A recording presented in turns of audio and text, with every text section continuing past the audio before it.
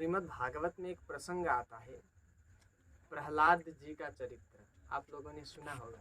प्रहलाद जी एक था राक्षस हिरण्यकशिपु। क्या था? हिरण्यकश्यप। उसके 4 बेटे थे, राध, अनुराध, सम्राट और सबसे छोटे थे प्रहलाद। ये प्रहलाद बचपन से ही भक्ति मार्ग में लगे हुए थे। एक दिन प्रहलाद जी अपने दोस्तों से बोलते हैं, जैसे महाराज जी बता रहे थे, यह मानव तन भगवत प्राप्ति के लिए मिला है। किस लिए? भगवत प्राप्ति। भगवत प्राप्ति का मतलब जानते हैं? कौन कौन जानते हैं? पता नहीं है ना? भगवत प्राप्ति का अर्थ होता है भगवान को पाने के लिए। किस लिए? भगवान को पाने के लिए। बड़ा बड़ा बंगला बनाने के लिए नहीं, बड़ी बड़ी गाड़ियों में घूमने के लिए ये मानव तन नहीं मिला है। मानव तन भगवान को पाने के लिए मिला है। किस लिए मिला है? भगवान को पाने के लिए। कोई पशु भगवान को पा नहीं सकता, क्योंकि न वह भक्ति कर सकता है, न वह भजन कर सकता है। चाय का जो गाछ होता है वह कभी मंदिर जाता है? कभी सत्संग में जाता है? कभी भक्ति भजन करता है? सिर्फ मनुष्य ही है जो भक्ति करता है, भजन करता है और भगवान तक पहुंच सकता है, सिर्फ मानव। तो भगवान को पाना ही हमारा परम धर्म है। इसीलिए एक दिन प्रहलाद जी अपने दोस्तों से कहते हैं, देखो दोस्तों, आज एक खेल खेलते हैं। कौन सा खेल? बोले लुका छुपी का खेल। आप लोगों ने भी खेला होगा ना? कौन कौन खेला है लुका छुपी? खेले हो? अभी भी खेलते हैं ना? प्रहलाद जी बोलते हैं, देखो बच्चों, हम लुका छुपी का खेल खेलते हैं। ठीक है, तो खेलने से पहले ये पूछना चाहता हूँ, तुम लोग बताओ, ये लुका छुपी का जो खेल है ये कब से शुरू हुई? जैसे कोई भी खेल होता है उसका समय होता है कि फलाने देश में ऐसे ऐसे ये खेल शुरू हुआ।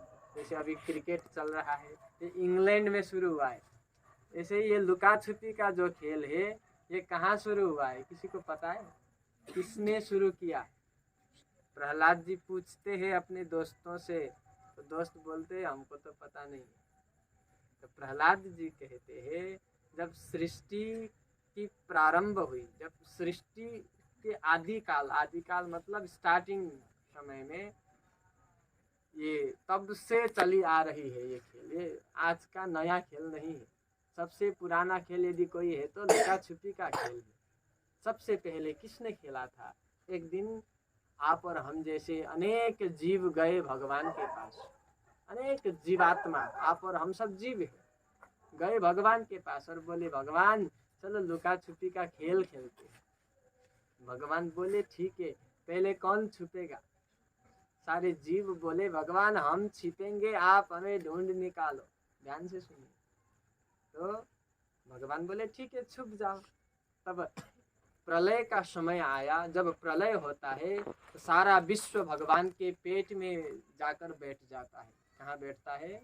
भगवान के शास्त्र बताता है, कल्पांत एतद अखिलम जठरेन गृह्णन्। कल्पांत यानी कल्प के अंत में जब प्रलय होता है तब सारे विश्व को भगवान अपने जठर यानी पेट में रखते हैं। जब प्रलय हुआ सारे जीव जाकर भगवान के पेट में छुप गए। सुनिए ध्यान से, कहाँ छुप गए?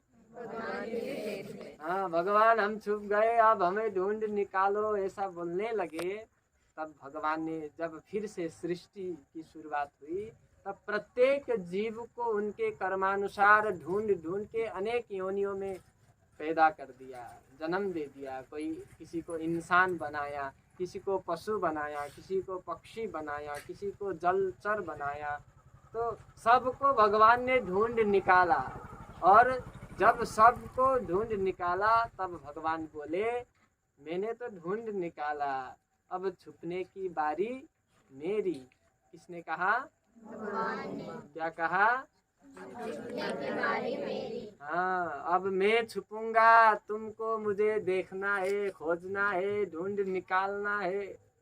तो एक जीवात्मा, एक भक्त बड़ा चालाक था, वो बोलने लगा, भगवान थोड़ा तो बता दो कहाँ छुपोगे आप? ताकि ढूंढने में आसानी हो। कहाँ छुपेंगे आप?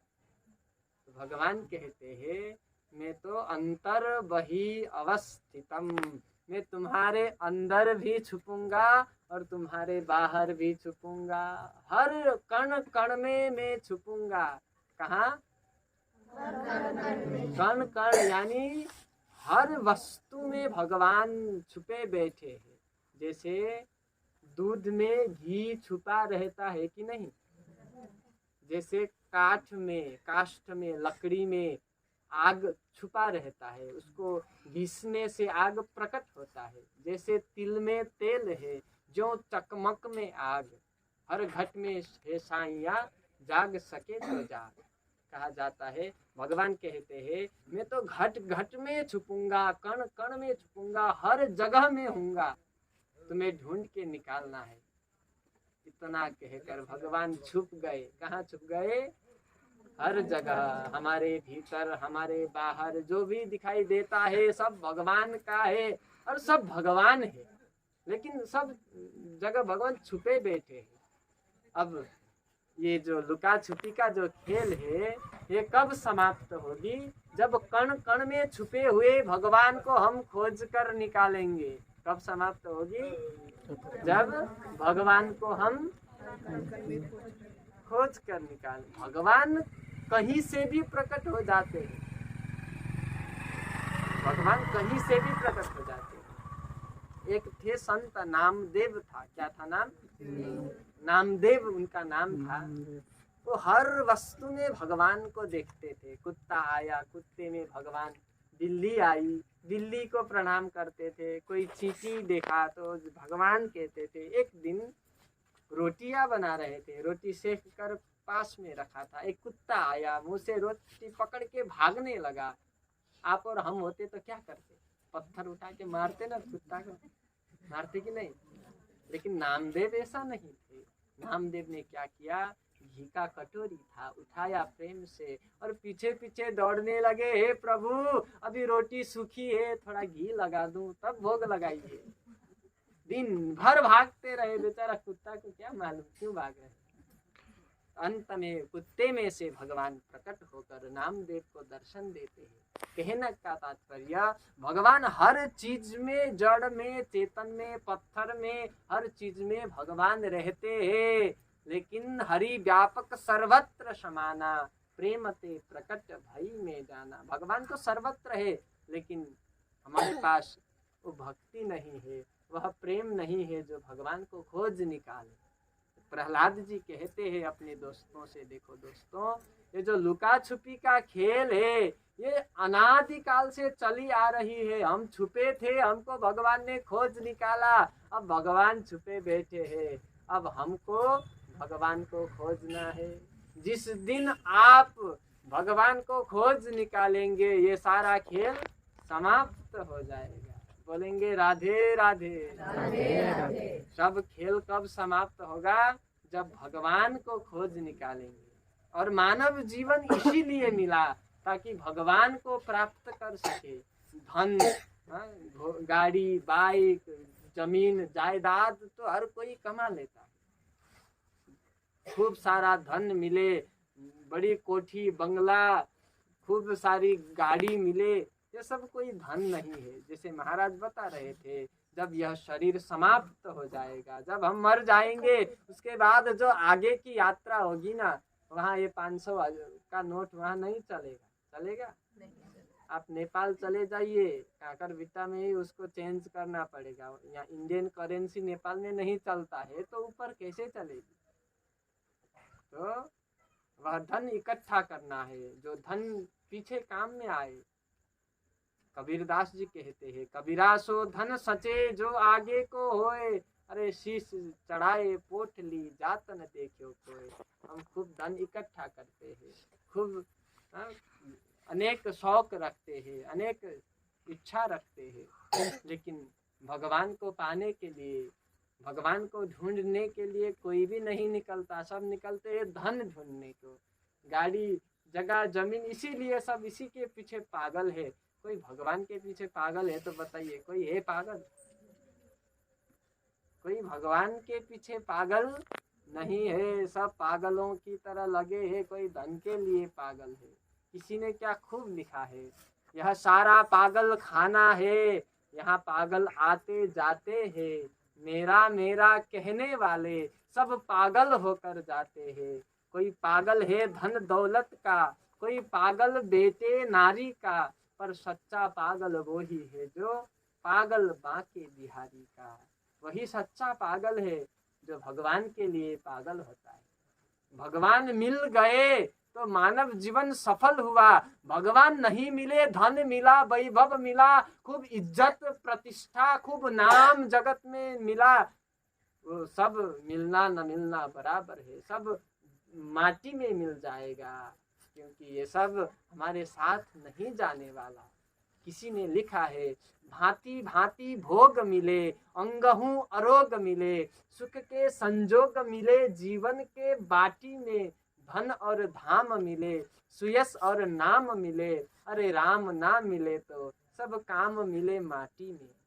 भगवान ना मिले तो सब माटी में ही मिलने वाला है, कोई कुछ लेके नहीं जाएगा। हम खूब जेब भरते हैं, इधर से लाया इधर, इधर से लाया इधर, किसी को नहीं देंगे, पड़ोसी का भी छीन लेंगे और दूसरों का भी छीन लेंगे। लेकिन खूब सारा जेब हम भरते हैं, लेकिन जब अंतिम यात्रा हमारा निकलता है, शव यात्रा, जब मृत्यु होती है, जब हमें शमशान ले जाया जाता है, तब जो कपड़ा पहनते हैं, कफन उसे कहा जाता है, उसमें कोई जेब होता है?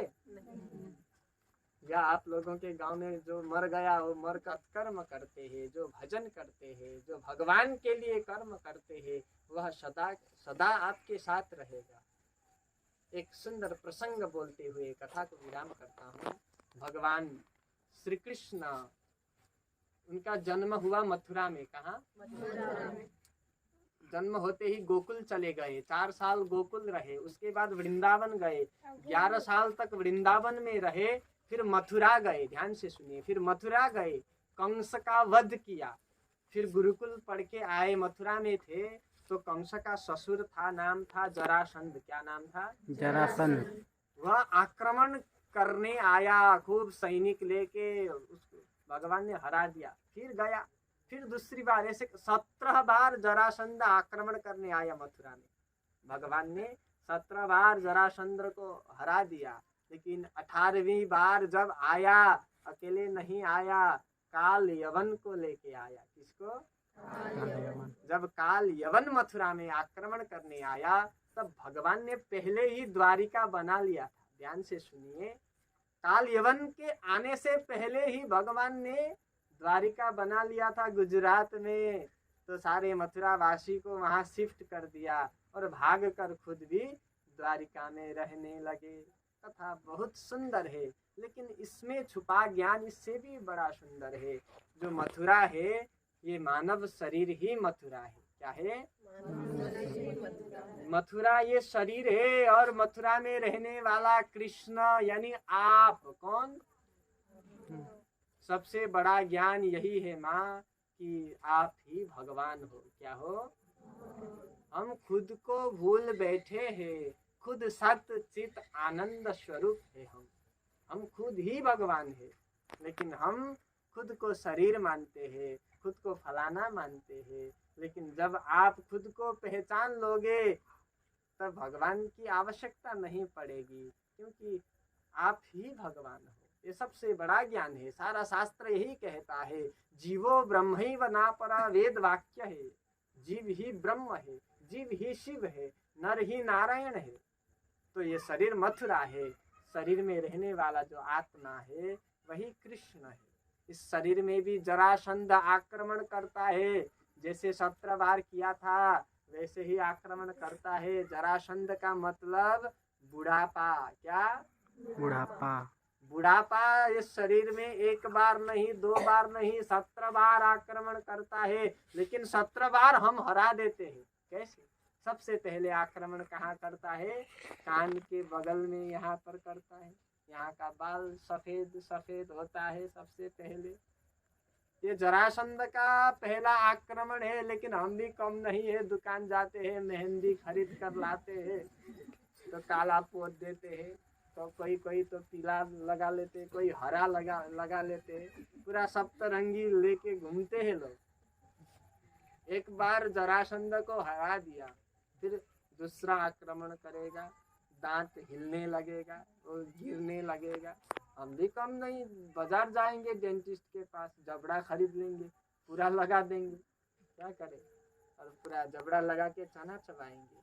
दूसरी बार जरासंध को परास्त कर दिया। ऐसे ही बुढ़ापा हर दिन नई नई तरह से आक्रमण करता है।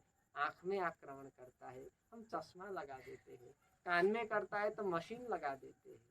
ऐसे अनेक तरह से आक्रमण करता है बुढ़ापा। हम बुढ़ापा से तो लड़ पाते हैं, लेकिन 18वीं बार काल यवन आया था। कौन आया था? काल यवन। जब काल आता है लेने को, तब काल के आगे किसी का दाल नहीं गलता। गलता है? नहीं। आप हर किसी को घूस दे के चुप करा सकते हो, उसको मना सकते हो, बहला फुसला सकते हो, लेकिन काल कभी किसी से घूस नहीं लेगा। जब आएगा लेकर ही जाएगा। नहीं, मैं नहीं जाऊंगा ऐसा कहने वाला कोई है? इसे मृत्यु लोक कहा जाता है। क्या कहा जाता है? मृत्यु लोक। यहाँ जो आता है उसे एक न एक दिन जाना पड़ता है। सुख पाता रहा जो सदा जग में, उसे आखिर में दुख पाना पड़ा। पछताया नहीं जो कहीं भी कभी, उसे अंत समय पछताना पड़ा। कोई फूल न बाग में ऐसा खिला, खिल के न जिसे मुरझाना पड़ा। विधि का यह अटल विधान रहा, जिसे आना पड़ा उसे जाना पड़ा। एक दिन तो सभी को जाना है। काल यवन आने वाला है, ध्यान रखिए। खूब आक्रमण हो चुका होगा बुढ़ापा का, एक दिन काल यवन आएगा। जैसे काल यवन ने मथुरा में आक्रमण किया, भगवान ने काल यवन आने से पहले द्वारिका का निर्माण कर रखा था पहले से ही। जब काल यवन आया तब जाके नहीं किया। काल यवन आने से पहले ही द्वारिका रेडी था। इसी तरह एक दिन आप और हमको भी लेने कौन आएगा? काल आएगा। लेकिन बुढ़ापे में आएगा ये बात नहीं है, कभी भी आ सकता है कि नहीं? 10 साल के आयु में भी 20, 30, 40, 50, ये नहीं कि हर कोई 100 साल तक जिएगा। कभी भी काल आ सकता है। काल के आने से पहले ही हमें भी द्वारिका का निर्माण कर लेना चाहिए। तो द्वारिका का निर्माण कैसे किया जाता है? ईंट ले जाना पड़ेगा, या पत्थर ले जाना पड़ेगा, या बालू चाहिए, या सीमेंट, या मार्बल, या टाइल्स? कैसे बनाया जाए द्वारिका? तो शास्त्र कहता है आप खूब भजन करो। क्या? आप खूब भजन करो, आप खूब भगवान का नाम जपो, आप दीन दुखियों की सेवा करो, आप भगवान के लिए कर्म करो। आपका सत्कर्म ही आपके लिए द्वारिका निर्माण करेगी। दिन में कुछ क्षण निकाल कर भगवान का नाम जप लीजिए। एक नाम यानी एक ईंट द्वारिका में लग गई। कितनी सुंदर, कितना दिव्य आप बनाना चाहते हैं द्वारिका, अपने लिए बना सकते हैं। लेकिन निवेदन यही है, काल के आने से पहले ही आगे जो हम जाने वाले हैं जहाँ, वहाँ का व्यवस्था अच्छा होना चाहिए। द्वारका बना लेनी चाहिए, खूब भजन करके, खूब सेवा करके, खूब सत्संग करके। और यह जो हम कर रहे हैं, ये द्वारका बनाने के लिए हम सब यहाँ लगे हुए। ऐसे ही खूब लगे रहिए, खूब प्रेम से आनंद से सत्संग करिए। हमारा उद्देश्य ही यही है। ये भागवत सेवा परिवार, हम जो ये सत्संग गांव-गांव में जाकर करते हैं। कल भी हम नक्सलबाड़ी में सत्संग था, और आज आपके यहाँ सत्संग है। फिर कल कहीं और जाएंगे, और जोड़िए लोगों को। ये जो आज 30 लोग हैं, तो अगले सप्ताह 25 नहीं 35 होना चाहिए, 40 होना चाहिए। क्यों? क्योंकि सत्संग में आप अकेले को नहीं जाना चाहिए। जब आप सत्संग में जाते हो, तो ये कथा जब सुनते हो, तो आपका अनेक पाप नष्ट होता है। आप पुण्य कमाते हो। क्या कमाते हो? पुण्य।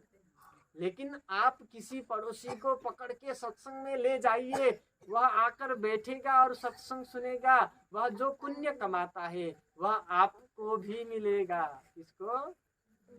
हमको मिलेगा। जो फोन कर करके बुलाता है सारा फल तो उसी को मिलता है। जो किसी को उठा के लाता है उसको पूरा फल मिलता है। इसलिए सबसे निवेदन है, खूब प्रेम से भगवान का नाम जपिए, खूब सत्संग करिए, हो सके तो कथा का आयोजन करिए गांव में। अभी जो ये धर्मांतरण हो रहा है ये बहुत हमारे लिए दुख की बात है।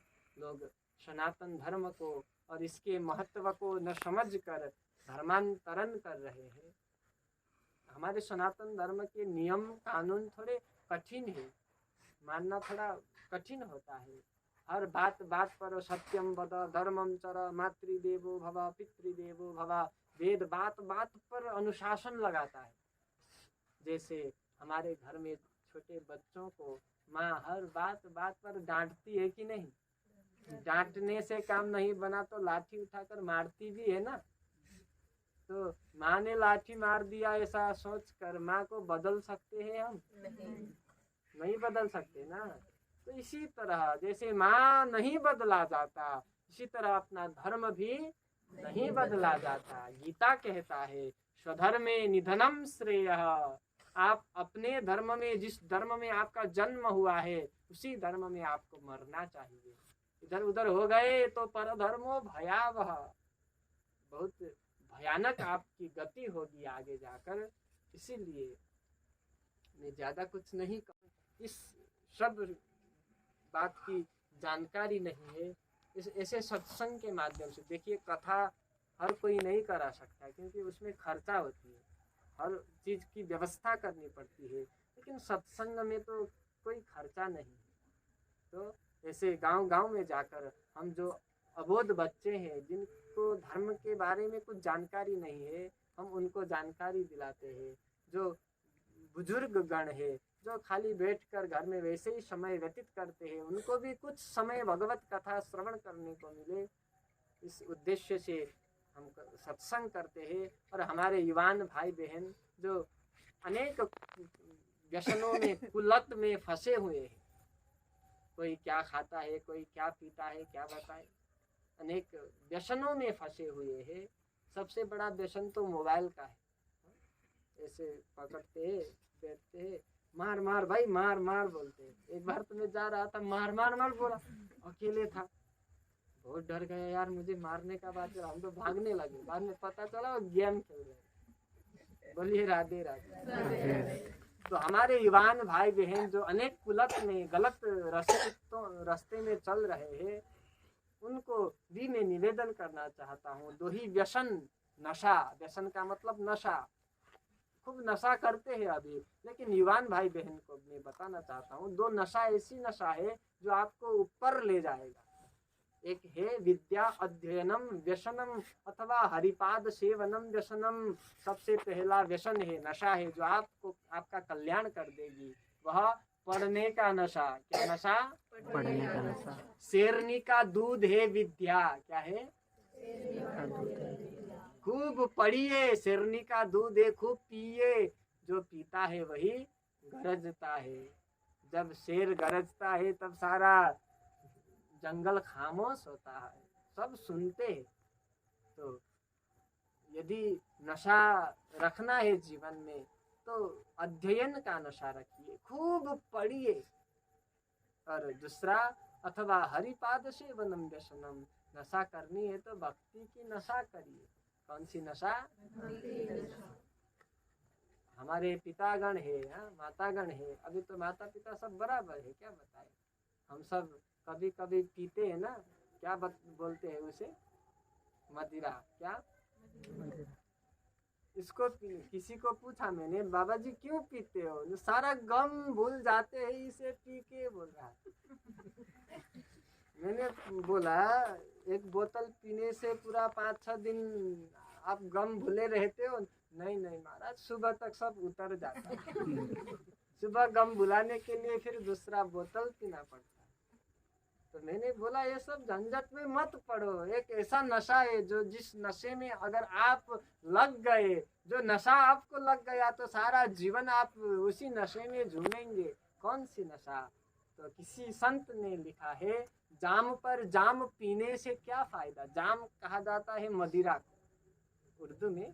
जाम पर जाम पीने से क्या फायदा, रात को पी सुबह को उतर जाएगी। अरे मेरे मोहन से ऐसे तू नजर मिला, सारी उम्र नशे में गुजर जाएगी। ये नशा सही नशा है।